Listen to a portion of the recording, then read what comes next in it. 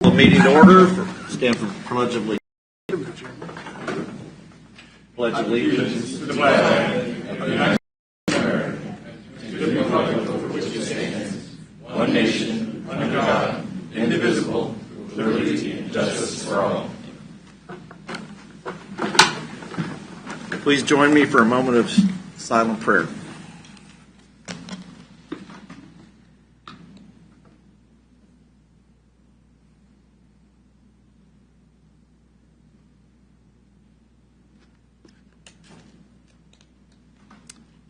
Thank you. Roll call. We'll begin with Commissioner Dove. Here. Here. Here. Mr. Reed. Here. And Commissioner Smith is absent. So, are there any public comments? Come on up.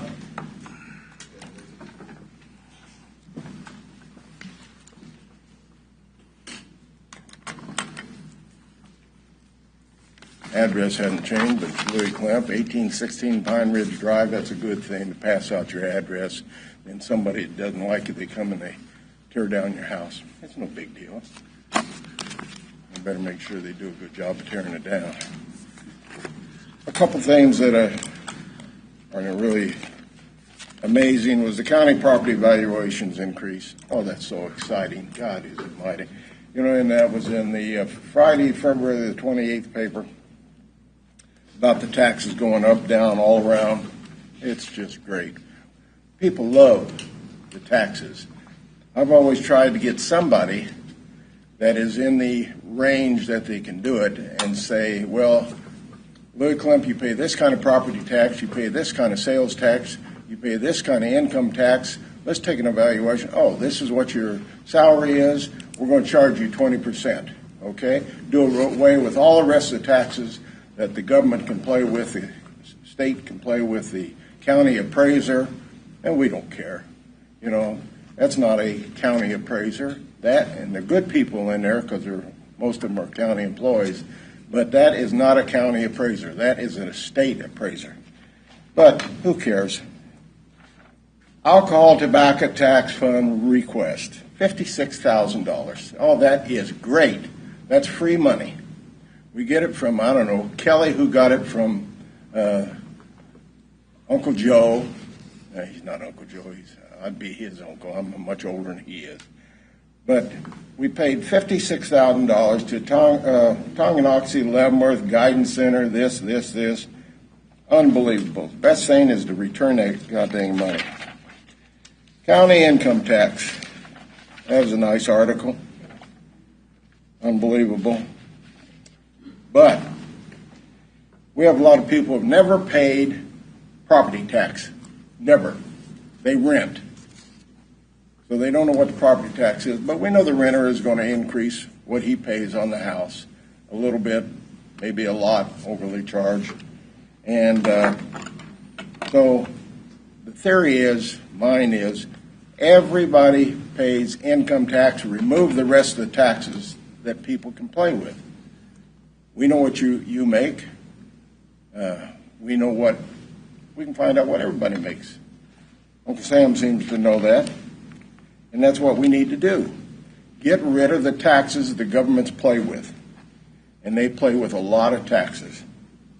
As I said, we have a lot of people who have never paid property tax. Never. I don't know where you people were brought up and came from, but I'll tell you, I came from poverty. I mean, Grandma would say, Grandpa, you got to get up and fix that chair so we can pay the grocery store. You know, put it on the staff, or not on the, put it on the tab. That's what we always paid. So I was talking to, or bringing up this data I'm going to throw away, and it has to do with Culberson. You know Culberson? He put out a study on Highway 5. Highway 5 needs to be done. You know why Highway 5 needs to be done? And the city doesn't care. They're putting in a bridge that the state through one of their main officials has said, we will never put a 4-lane road until 15 to 20 years. Does that mean anything about anybody? No, we're putting a goddamn bridge in so Fort Leavenworth can go Watch over. the profanity, please. What was the profanity? God dang. That's not profanity. Certainly is. No, it isn't. In your mind, the only thing we did good, we prayed to God. God doesn't think it's. Let's just not use it here, please. Well, if I do it again, it's because, I'm 87 years old. So that's beside the fact. And those are words that are in the brain. At least I didn't say MF or BS. I agree with that. Thanks. Yeah, it's good. So it's interesting that the North Bridge is being put in, and the people in the country are going to be taxed for it. And they're not going to put a 4-lane road in, 92 or 45, for 15 to 20 years. Now, the government is renting houses up there now, not the government, ISIS or what that kumquat's name is. Michael. Michael? Michael. Yeah. He's renting houses. Where's he get the right to rent houses? He's going to tear it up. That's 5 minutes? Yes, sir. It went fast. Yeah. But there's next week. Come back next week. Well, the heck with next week. You can take next week. I'm probably going to drop because nobody's doing anything about anything. You just automatically do, and you should do something about that bridge. Put that road in so it will benefit, not Pacer. They have a benefit already. But it would benefit Lansing and it would benefit the rest of the county. So thank you very much. Thank you. Is there any additional public comment? Additional public comment? My name is Dan Clemens, 408 Maple Court in Lansing.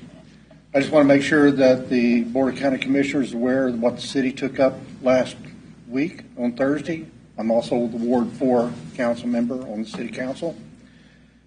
We recognize that you have some struggles or roadblocks on Fire District 1, trying to bring the book to a close. So the City Council voted unanimously to allow the BOCC to end the contract for fire services starting 1 April or beyond as you see fit. So the contract with the city is not a hindrance to the Board of County Commissioners. Appreciate that. Any questions? Have a great day. That helps make the process move along. Appreciate it. Thank you so much. Any additional public comments? Okay, administrative business. Administrative business. I have, Commissioner Dove, do you have anything? No, I don't. Commissioner Culverson? Nope.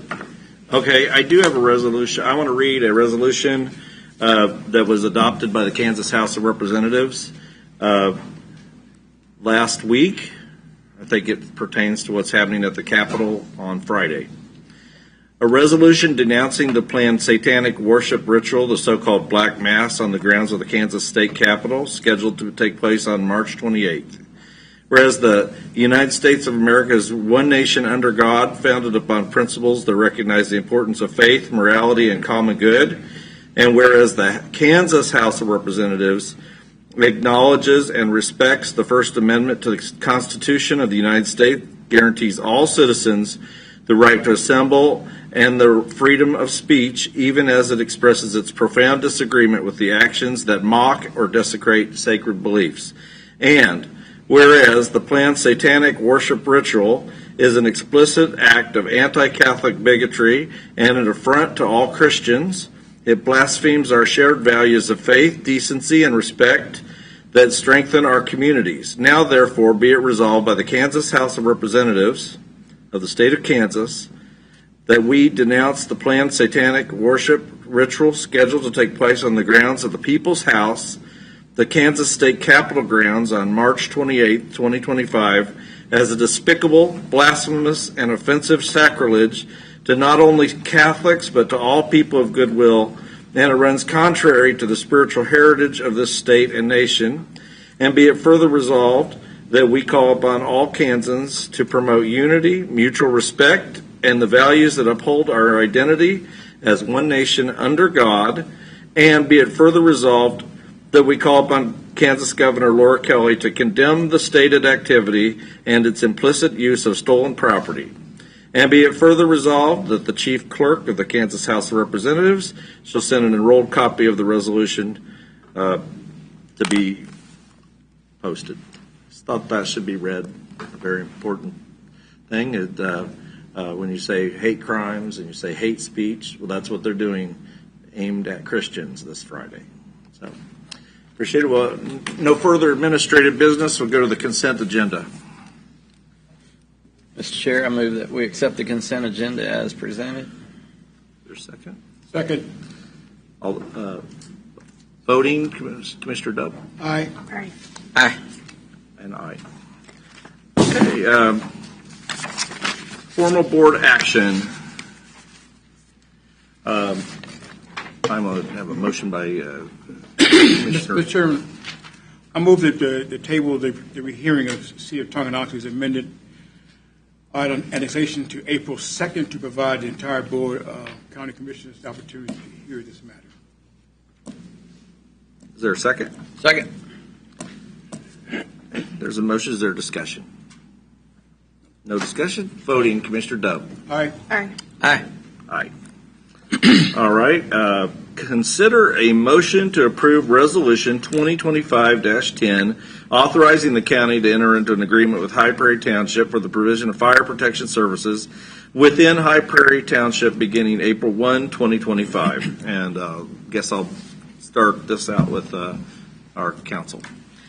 Commissioners, after we tabled the matter with Fire District 1, specifically High Prairie Township's petition to redraw the boundaries for this discussion, there was communication between myself, John Khalil, and council for High Prairie Township, and we have came up with an agreement that allows High Prairie Township the ability to provide fire protection services for itself as you know, on behalf of Fire District 1, starting on April 1st, since they have legally formed their own township fire department. So this is what this agreement is. It essentially states that High Prairie is going to provide its own fire protection services. It's going to be at its own cost. This agreement will go until High Prairie is no longer part of Fire District 1 or until the end of the year. Okay. So to continue the discussion, could we go ahead and have a motion? I move to amend the agreement of the City of Lansing Fire Protection Services. Just a motion on B. On B? No. I don't have that in my Yeah, but packet. I'll go ahead and read it. Consider motion. You got it? Go ahead. Got it? To approve Resolution 2025-10, authorizing the county to enter into an agreement with High Prairie Township for the provision of fire protection services within High Prairie Township beginning April 1st, 2025. There's a motion. Is there a second? Second. Okay, now discussion. Is there any comments or discussion on this motion? Hearing none, we will vote. Commissioner Dove. Aye. Aye. Aye. And aye. Consider a motion, and council, would this be where we would fit in that? Okay, that's where. That's what Go you ahead. want? Yeah. I move to amend the agreement of the City of Lansing and Fire Protection Services within Fire District 1 to exclude the provisions of the fire protection services in High Prairie Township effective April 1, 2025, and direct staff to notify the City of Lansing and take action on required to satisfy the intent of this motion. Second. Okay, there's a motion on the floor. Do you want to explain the motion? Yes. So as the City of Lansing has came and advised, we currently have a contract as the Fire District 1 with the City of Lansing to provide fire protection services for the entire Fire District 1. Lansing has voted in order, has said that they're okay if we amend the contract specifically to exclude High Prairie. And this is what this motion does, is we would amend our contract with Lansing to exclude fire protection in High Prairie Township, Lansing will continue to provide fire protection services to itself and Delaware Township as long as they're in the fire district, which I know we've already started the clock on redrawing the boundaries, but it'll be a few more weeks before that's complete. Okay, so this is kind of the span of getting us through to the. Correct. Okay. Are there any other questions before we vote? No questions. So, Not for me. Commissioner Dove, Aye. Commissioner Reed. I'm sorry, I think that City Council Dan Clemens wanted to speak. I'm sorry, I didn't see you. You got to wave really big. Sorry. I know I'm hard to see. I just wanted to remind the council that the city of Lansing has a contract with Delaware, and we will be providing them fire service regardless of this contract. So whatever action you want to take is fine. We're still going to be providing it underneath the contract directly with Delaware. Okay, thank you. And this, just to clarify, this motion does not interfere with that at all. Not at all. It just specifically, we've just entered into a contract with High Prairie to perform the fire protection services within their own jurisdiction starting April 1. This just formally denotes that High Prairie will no longer be part of that contract the fire district has with Lansing. So Thank you. all right. So voting, Commissioner Dove. Aye. Aye. Mr. Reed. Aye. Aye. Okay, so consider a motion to approve Resolution 2025 altering the boundaries of the Rural Fire District Number 1 of Leavenworth County, Kansas. Herein, Fire District Number 1 by detaching High Prairie Township from Fire District Number 1. And the explanation. Thank you, Commissioner. This is the motion that was tabled from last week to rule on the petition to remove the High Prairie Township from Fire District Number 1. Excuse me. Can you hear him in the back? No, we can't hear him. Okay. Thank you. So this is the motion that was tabled from 2 weeks ago on removing High Prairie Township from Fire District Number 1. This was done after High Prairie Township submitted a petition to the Board of County Commissioners that included 10% signatures from 10% of the landowners in High Prairie Township. Staff reviewed that petition and found that it was sufficient, and then it was submitted to the board for your approval on redrawing the fire district to remove High Prairie Township. After today, if the board were to remove High Prairie Township from the fire district, this would then be published in the newspaper, the Leavenworth Times, for 2 consecutive weeks. After that, there's a 30-day protest petition period whereas if someone were to to submit a petition with 19% of the landowners in High Prairie Township signing off on it, this action would be stopped after that protest petition. Okay. So I read the motion. Is there a second? Second. All right. Is there further discussion? Hearing none. Voting, Commissioner Dove. Aye. Aye. Aye. Aye. Thanks, John. Appreciate it. All right. We're ready for the plats.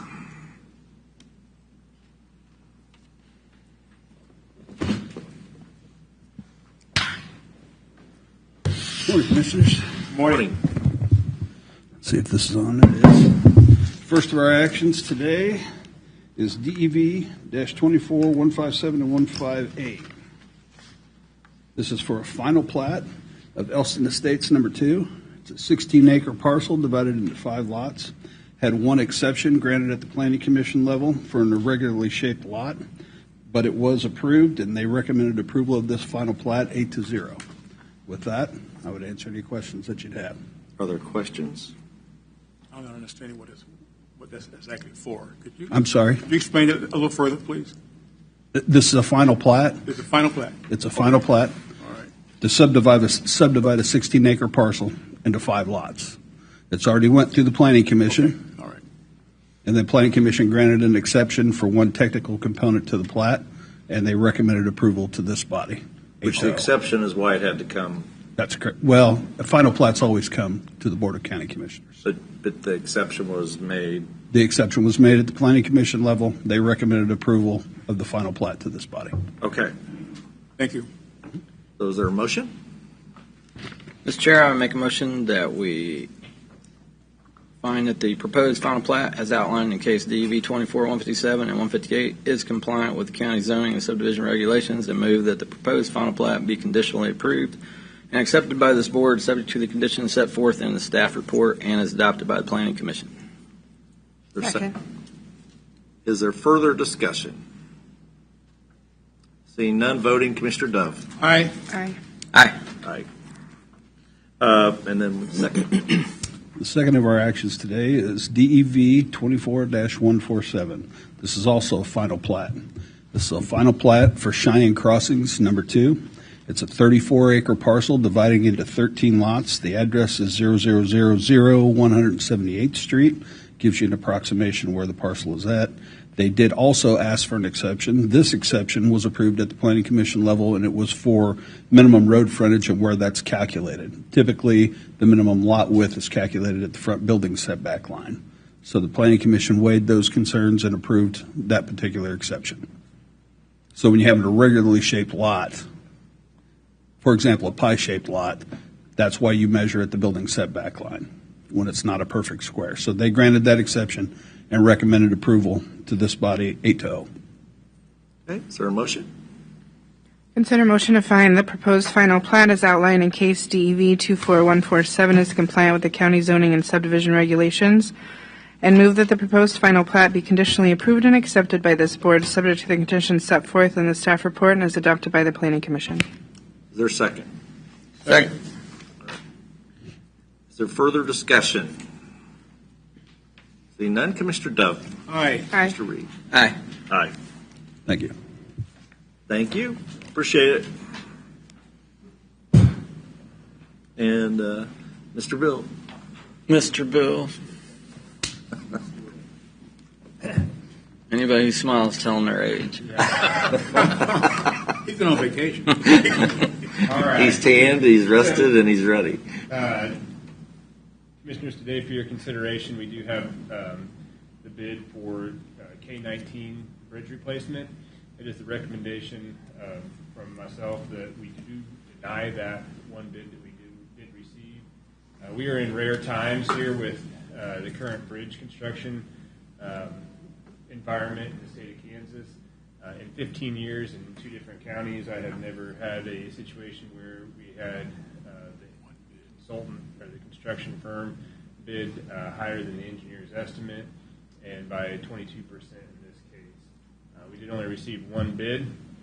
We have reached out to, and I have put in my analysis all of the information. I will not go through verbatim here today, but everyone has a lot of work.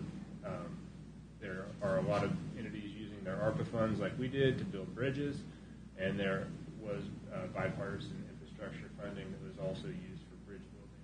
And so, quite frankly, there is just not the labor force that is out there to complete all of the work that is now available in the state of Kansas. In my experiences, this is probably the 3rd or 4th time in Northeast Kansas in the last 4 or 5 years that this has occurred.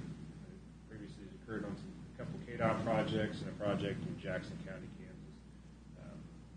In all those cases, the projects were rebid. It would be my recommendation that we rebid this project, moving the time frame out to a winter construction period beginning in mid-September or early October, providing more lead time for the contractors.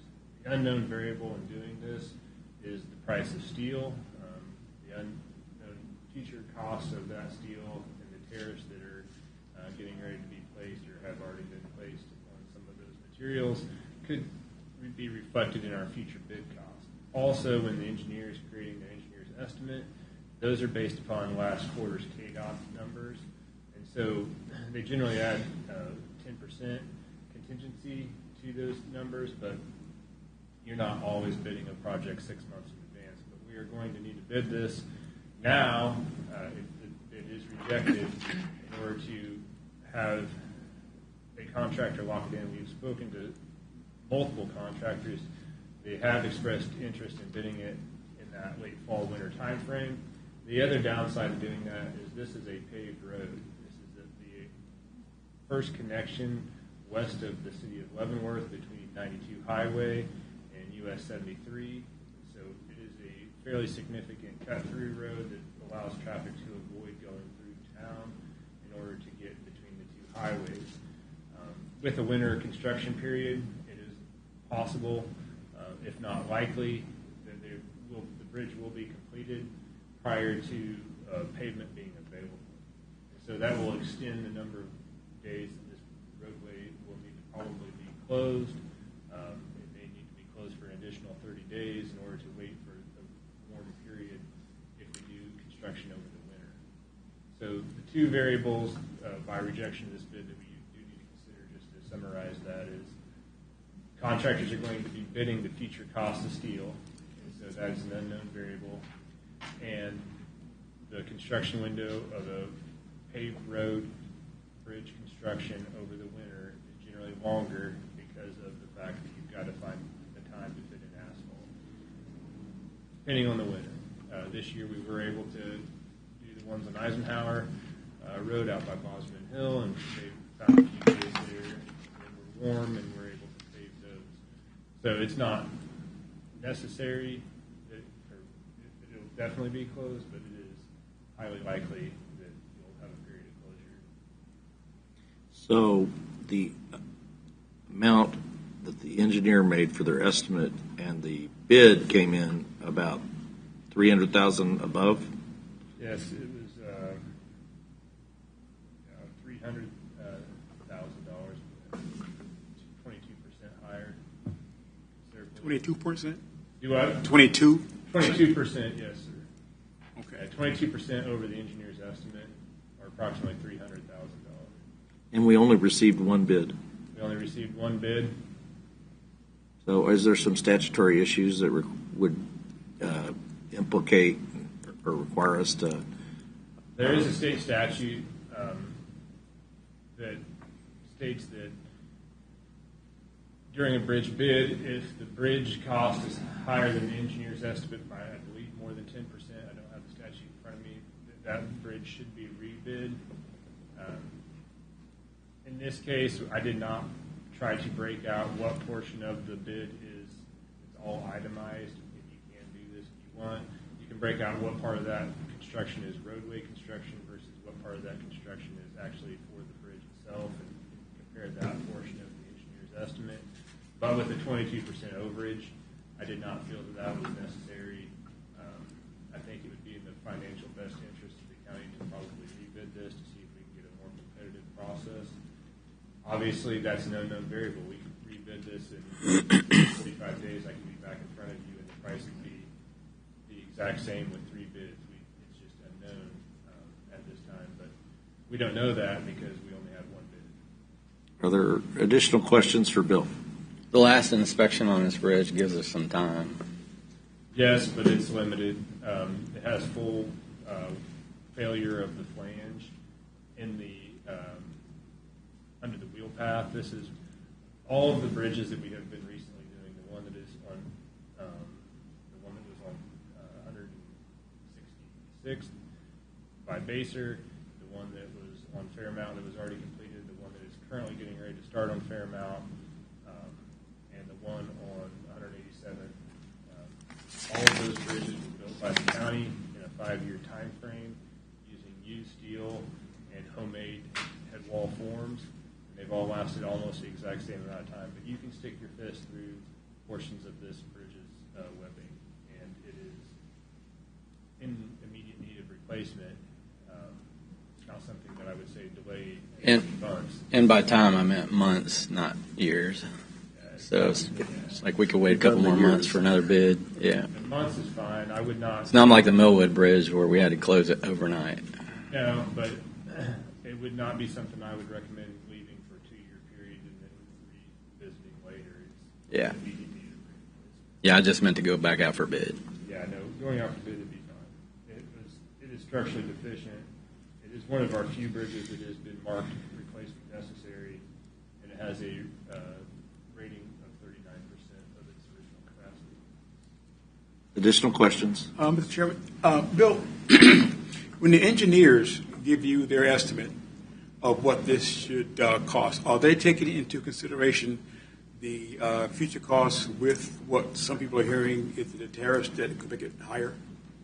We will put a little higher contingency fee on this next engineer's estimate because of those tariffs, but generally, to answer your question, that answer would be no, because what they look at is the last 3 months KDOT bid tabs, and so they generate their unit costs off of what contractors are currently bidding projects at, and then add 10% contingency to that. And so generally it is real costs, not future estimates, with a 10% addition to it. And so now that we are looking at unusual circumstances both for labor and steel costs, we probably will increase that engineer's estimate contingency to 20%, just to account for that future cost.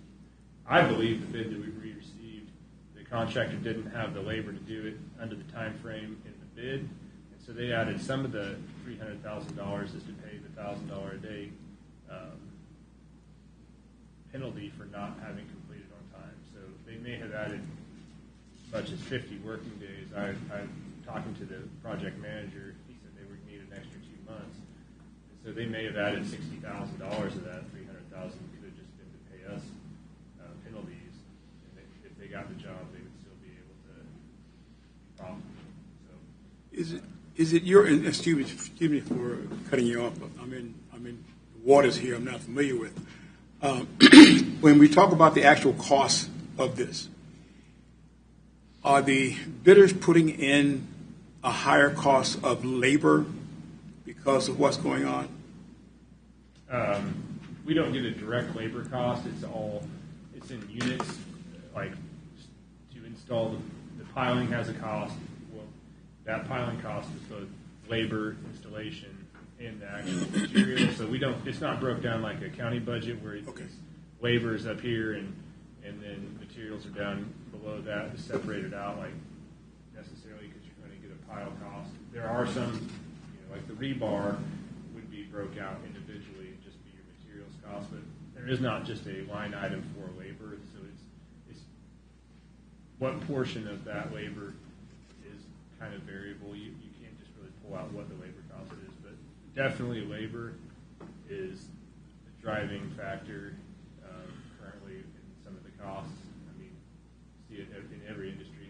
People are having to pay their employees more to keep them, and they are very heavy on the workload, so they aren't worried about necessarily being able to get the next job because they already have 4 or 5. I mean, Reese Construction, who I spoke to, has 13 crews, and all of them have work scheduled through the entire summer, so they're building 13 bridges, and 6 of them are in western Kansas. Thank you, Bill. I really appreciate your candor. Yeah. Any additional questions? I'm sorry. Go ahead. I just want to clarify, Bill, in your experience, I'm hearing that the bridge does need to be replaced, but in your professional experience, is it currently safe to drive on, or do we need to close it? No, it's definitely safe to drive on. We get them inspected yearly. In this case, this bridge was just looked at, and it has passed inspection by our KDOT certified bridge inspectors. So it is still considered safe. It is still has a load rating of, I believe, 12 tons. It would probably be downgraded to 8 tons after this, and then if we waited another cycle, it would probably be closed within 5 years. Thank you. That's exactly what I was getting at too, Missy, was from the last inspection, it's still safe to drive on, but we need to replace it as soon as possible. And to that point, when I say that there's some full flange failure, like losses of rust, it's not considered a fracture critical bridge, so it has redundant properties in the design that if one beam were to have an issue, that beam is not the only beam carrying the load of the bridge. So it's not, there's a whole other classification of bridges that are considered fracture critical, that if one portion of that bridge is in failure, the whole bridge can have a failure. This is not the case in this bridge. This bridge has redundant beams that allow it to spread that load out. And to Misty's question, that is what allows it to remain safe for travel. So, I find this an interesting conversation that we continuously talk about bringing more jobs, but yet all of our industries are short-staffed. What kind of education would go behind these individuals that do these projects? Generally none. I mean, it's usually on-the-job training, construction labor. It's just that the construction industry right now is very robust, and bridge construction is very laborsome. It's very laborsome, and it's, especially in a concrete bridge with false work. And so they travel a lot. Generally, bridge crews travel to different locations. Mm-hmm. Some contractors have gotten to where they only bid within the driving time of the home of some of their superintendents.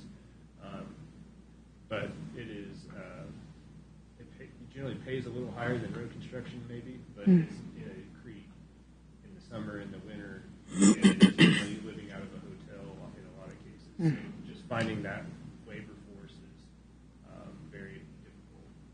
So what type of a path, let's say, what type of a path would a high school student take to become a bidder on a bridge construction? Apply for a job in one of these places. Anybody willing to work hard, I think, right now could probably go to a bridge contractor and become a laborer.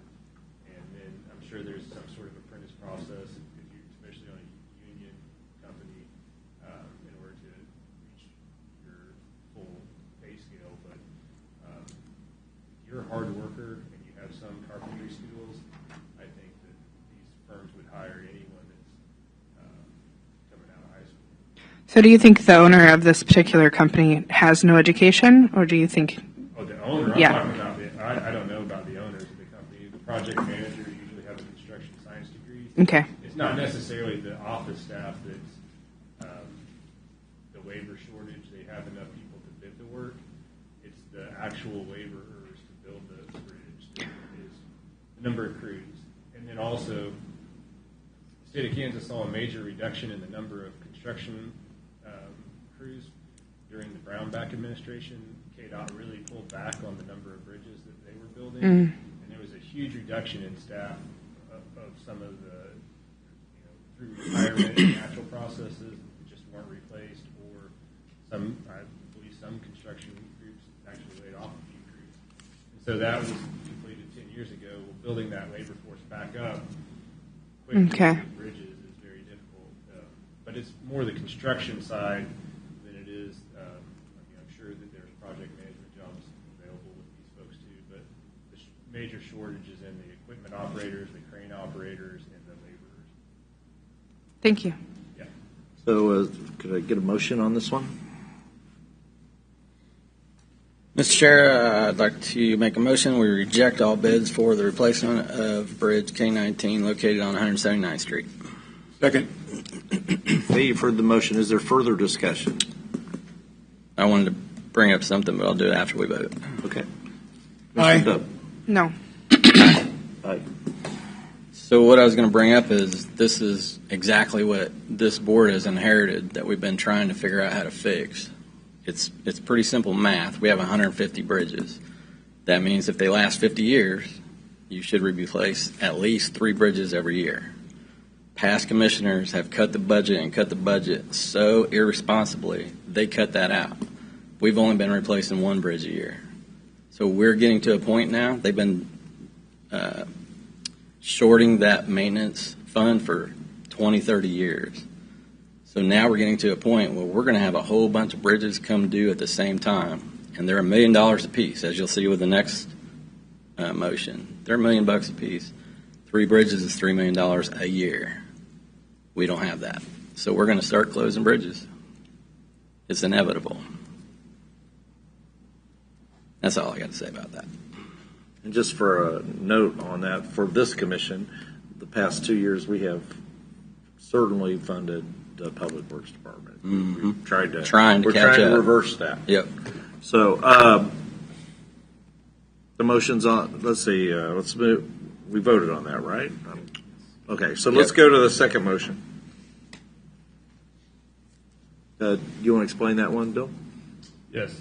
So the second motion, we did issue it based on your previous acceptance of the low bid for the replacement of ST-26. We issued a notice to proceed. That is the catalyst that has the contractor sign the contract. The contractor has done that and sent it to us for execution. And so today, for your review consideration, is the contract for construction of ST-26. Brian Oldmeyer Construction. So can we have a motion, and then we can discuss it after we have a motion? I make a motion to approve the contract with Brian Oldmeyer Construction for the replacement of Bridge ST-26 on Fairmount Road in the amount of, a lot of money, $1,094,319.45 with a 5% contingency.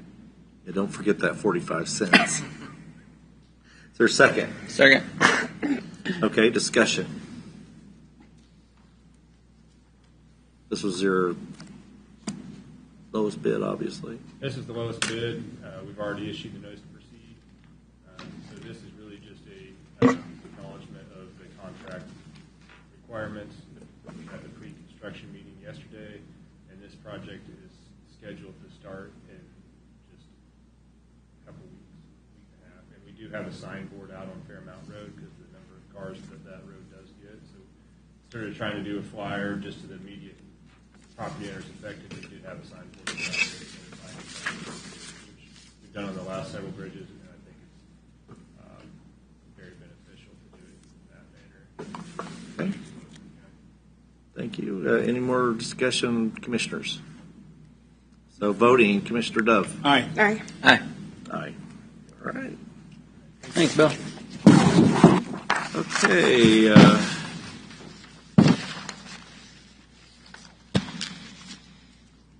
I want to this next discussion on a moment of silent prayer discussion.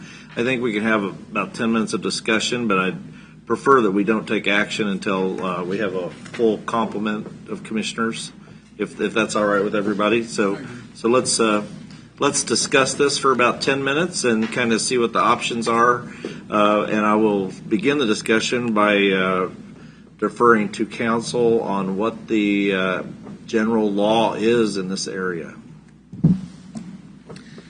Thank you, Commissioner. So, as you know, we right now have a moment of silent prayer at the beginning of the commission meeting.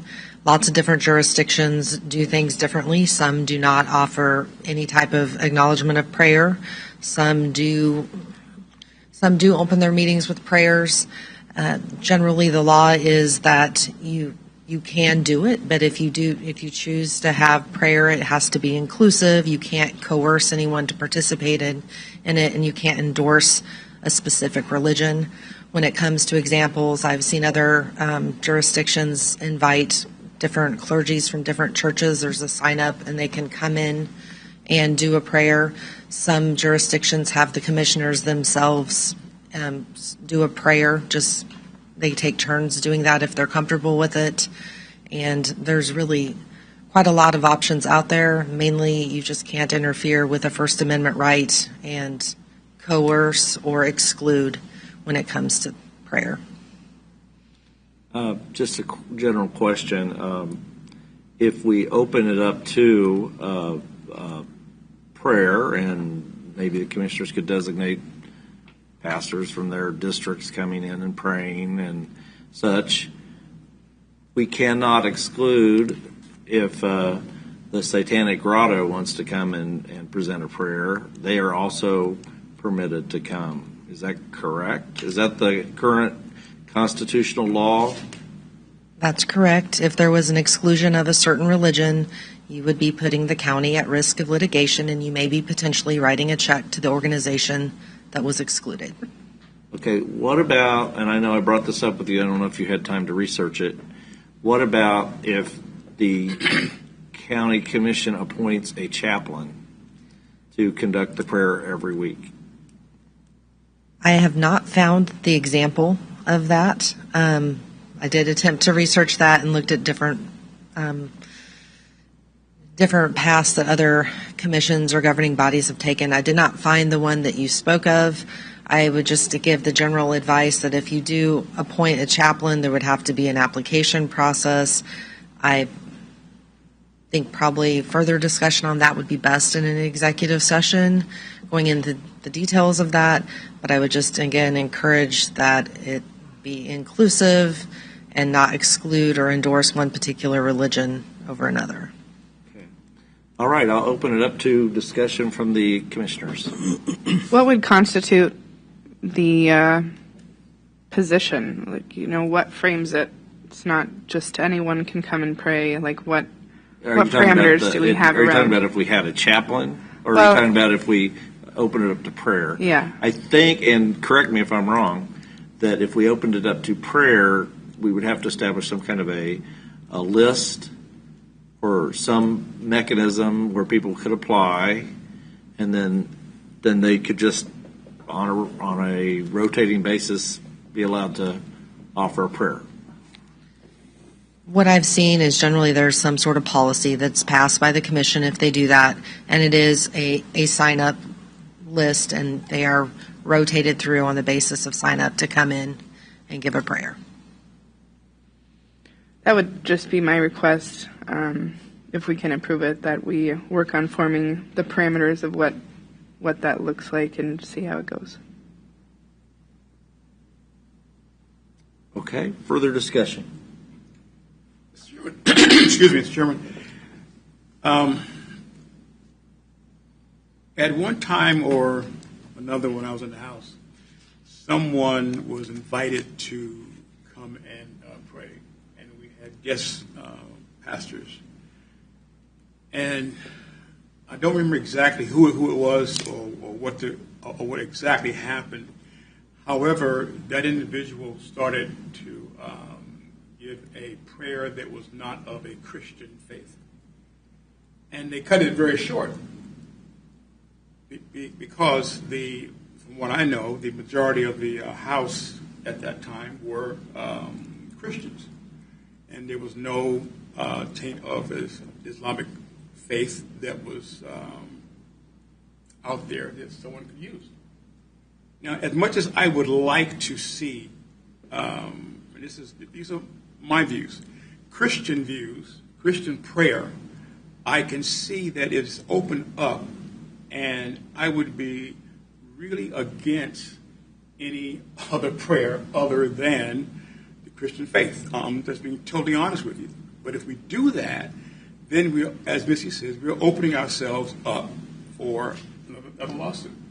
And I don't want to fund such satanic rituals or any other faith other than Christian faith. And that's my statement. I don't want to go any further with it. That's plain. I see us opening up a barrel of worms that we do not want to deal with in the future. I can appreciate your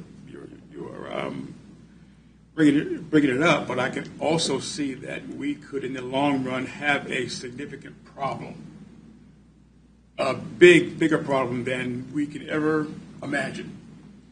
And when I first heard of silent prayer, and when Jeff was, Mr. Culberson was the chair, I said, "What in the world is that?" And I was completely, I don't want any part of that. Why can't we pray out loud? Well, I've had some time to really think about that, and now I see and realize the reasons for it. If someone wants to pray in silence to whomever their religion is, that's fine. They have that right to do that, but they do not have the right to impose their religion upon me or anyone else. I'll just get off my pedestal with that. Commissioner Culberson. This ain't Willie's first rodeo. Ditto. Yeah. Misty, is it acceptable for the commissioners to lead prayer? Yes, you can. Commissioner Dove, would you be interested in leading prayer at the beginning of our meetings weekly? Sure, as long as it stays with the commission. But if if something happens and the people elect someone of a different religion, then we're back where we started all over again, and that would be a big problem. I would just counter with, we are not called to live in fear. No, but it's not living in fear. I think that we're looking to make the best decision for the county of Leavenworth. And I don't think we're called to live in silence either. And so I would really like to see an actual prayer take place on a weekly basis. That's the end of my soapbox. So and Commissioner Smith is not here, so, and we're at 11 minutes, so we're going to stop. But if you can research the option of having a chaplain before our next meeting, whether that's an option that would allow us to overcome some of these issues, even if we appointed the chaplain as one of our own or such. But just research what our options are. I will tell you that we moved from a moment of silence to a moment of silent prayer. Was it 2 years ago? 2 years ago. And so I feel like that's been a forward motion. I think in our country, we have moved so far to rejecting any acknowledgement of God that even this is controversial now, where in times past this would not even be controversial. And though I agree with everything you all said, I think when we did that, we moved about as far as we can move the needle without getting sued. So and that may be. That's where I'm at. That may be. Let's just do a little more research when Commissioner Smith comes back, and we'll make a decision. Thank you so much for listening to the discussion. I appreciate it and participating. So, executive session motion. We're going to go into executive session. I move that this board recess for a closed executive meeting for preliminary discussions related to the acquisition of real property for public improvements as permitted under the Kansas Open Meetings Act, and that board resume open meetings at, how long we need? No more than 15 minutes, 10 to 15 is fine. 10:10 this morning. In the meeting room of the board, present in the executive meeting will be Commissioners Jeff Culberson, Vanessa Reed, Willie Dove, Mike Stephen, County Administrator Mark Lothry, County Councilor Misty Brown, and Deputy County Councilor John Khalil. You've heard the motion. Is there a second? Second. Voting? Aye. Aye. Aye. Back in session. Board has returned to regular session at 10:10 a.m. No action was taken. No decisions were made. The subject was limited to the legal interests of the county. Mr. Chairman, I'd like to make a motion that this board approve a letter of support to acquire ground from Department of Corrections. Is there a second? Second. You've heard the motion. Is there further discussion? Seeing none, Commissioner Aye. Dove. Aye. Aye. Aye. All right. I have one last thing for County Administrator. We're having a lot of discussion about the RHID and how that conflates with our current policies, and I know we have a work session kind of planned for that, but can you kind of give us an overview of our current policies and how they conflate with this RHID and what some of the issues are? Well, Commissioners, we've discussed economic development in the past. Previously, the RHIDs actually weren't eligible for counties of our size. That rule changed, I think last year, maybe the year before, so that it applies. But our policies were drafted before RHIDs actually applied. So we don't specifically contemplate RHID in our economic development policy. But what we did contemplate is that we would incentivize commercial and industrial development, not residential development. So I think, and that's why we're going to have the work session, I think you would have to amend your policy to specifically address residential incentives and RHID specifically. Now, the process that's going on in the county, and I think there's multiple communities that have it, they are allowed to start the RHID process. They have to do a study of whether or not they need the housing. So once they have the housing study, then they do an evaluation of the project itself, and then they can approve or deny it. Once it's approved, they have to notify the county and the school district, and then we have 30 days to review it, and you can either approve or deny it as well. So the county and the school district have veto powers on these because they are waiving a portion of our tax, our property taxes. And I know from the commission standpoint, we have not favored 100% tax abatements on any projects. Now, I'm not saying there aren't projects that occurs. We haven't instigated any projects that would have 100% abatement. We haven't favored that in the past. Are all the current RHIDs that we're aware of contemplating a 100% tax abatement?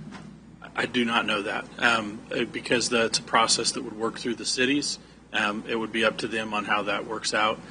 They certainly could do that. They can do up to 100%, or they can do some variation of less than that as well. And that can go for up to 25 years? That is my understanding, yes. So these are issues. If we have the county's portion of the property tax, we're already Commissioner Culberson, 56% Property tax exempt. So if you remove more property from the tax rolls, The rest of the 44% will go up. the property taxes go up for everybody else. So, Commissioners, because we are going to have a work session, I don't want to get too far into, some of the philosophies behind it or whatever, but it's, from a city's perspective, it's a lot different than the county's perspective because we have to look at the entire county, whereas they're looking at their city specific. So certain cities, it may make a lot of sense to have an RHID to try to incentivize development if they haven't had development, if it's not happening organically. But from a county's perspective, when we're looking at it, it's, well, what are the neighboring communities doing, and are they getting incentives, and does it put anybody at a disadvantage? But we'll get into that when we discuss this in a work session, and then hopefully from that work session we will draft a policy specific to how the county commission would like to look at RHIDs going forward. and that policy will also include the notification requirement. Well, the statute has a notification requirement. We can put in there a request of when we get notified and what information is shared. But the statute has specific items they have to include. And that's, what is that, a 30-day notice? We get 30 days before we have to take action. Once they notify us, we get 30 days, and they have to provide us with the information that they have on the project. All right. And when do you anticipate this work session? In the next 2 weeks. I'm not sure if we can get it next week, but the week after, if not. Okay. Any questions for Mark? Nope. All right. Motion to adjourn? Or wait, presentations. Does anybody have a presentation to make? I went to one of the Lansing planning and zoning meetings and caught a little bit of the Lansing City Council meeting, and there's interesting development controversy going on. I was surprised by one of the votes, but yeah, I just encourage everybody to pay attention to the developments. There's a lot going on, Lansing, Basehor, Tonganoxie, people on both sides for various reasons. But as a taxpayer, if you don't know your city council, get to know them. Come to county commission meetings. Make sure you know who's on your school board and your water boards and your fire boards, and make sure you're informed and a part of that process. Thank you. All I have is Leavenworth City meeting last night. The hot topic was Core Civic, whether they can open or not without city permit. And then we had the Mark meeting yesterday. They talked about RHIDs. How did that seem to be going with Core Civic? As far as... Well, do you think they do need any kind of local approval, or they simply just work between them? I'm not even going to touch that. I don't know. I'm not going to touch it either. So, I did speak at the Elephant Club this past week, and we covered a lot of issues, including the golden rules and Yeah. all of the zoning issues and kind of where your property tax money from the county's going, and just reminded people that majority of your taxes, as far as property taxes, are going to your local school districts. And so I know folks like to contact the commissioners, but who you elect to school boards is every bit as important as who you elect to county commission and city commission, because our number is what, 28%? And City people, yeah. and depending on what school district you're in, it can range from 40 to 60% or even higher for the school district. And the developments will, potentially mean new schools as well. Yeah. Motion to adjourn. So moved. Is there a second? Second. Mr. Dove? Aye. Aye. Aye. Aye. We're adjourned. 11:18.